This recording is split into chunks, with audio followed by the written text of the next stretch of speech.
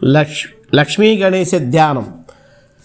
దంతాభయే చక్రధరాధదారం కరాగ్రగ స్వర్ణఘటం త్రినేత్రం ధృతాభయాలింగితమగ్నిపుత్ర్యా లక్ష్మీ గణేశం కనకాభమీడే.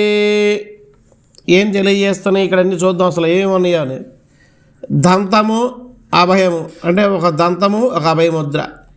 చక్రము ధర ధదారము అంటే ఒక చక్రము ఒక ధనస్సు లేదా ఒక గొడ్డలి అనుకోండి. కరాగ్రగ స్వర్ణఘటం అంటే చేతులు అగగ స్వర్ణఘటం అంటే అక్కడ ఏంటి ఆ చిబ్బర్ల తొండం చెవుల బంగారు కలశం ఉంది. త్రినేత్రం 3 కన్నులు. ధృత ఆబ్జయ ఆలింగితం అంటే చేతిలో ఒక పద్మాన్ని కూడా ధరించి ఉన్నాడు ఆయన. ఆబ్దిపుత్ర సముద్రుడి యొక్క కూతురు మహాలక్ష్మి చేత కూడి ఉన్నాడు లక్ష్మీ గణేశుడు. కనక ఆభము ఈడే. కనకము అంటే బంగారం, ఆభము సత్సమానమైనటువంటి ఈ వెలుగుతో ఆ రంగుతో ఈడే అంటే వెలుగుతున్నాడు. ఇప్పుడు ఏంటో చూద్దాం అసలు ఆయన్ని.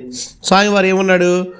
కుడి చేతిలో దంతము, కుడి చేతుల్లో ఒక చేతిలో దంతము, ఇంకో దాంట్లో శంఖము.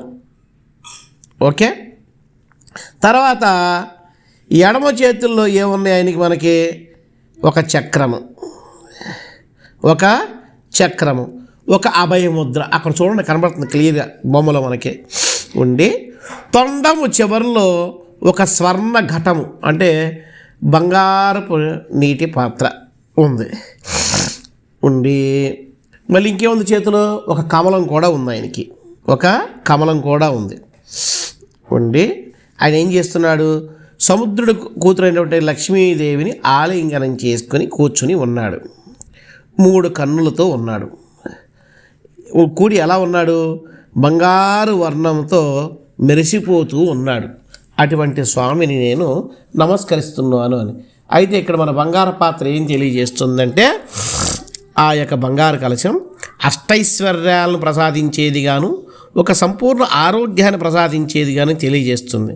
అలాగే లక్ష్మీ గణపతి వీళ్ళిద్దరికి కలయిక ఏం తెలియజేస్తుందంటే గణపతి గారు జ్ఞానాన్ని అయితే గనక లక్ష్మీదేవి సంపదలను ఇచ్చేదిగా తెలియజేస్తుంది. సో దీనికి వీళ్ళిద్దరు ప్రతీకగా ఇక్కడ లక్ష్మీ గణేశ స్వరూపాన్ని ఇక్కడ మనకి తెలియజేస్తుంది.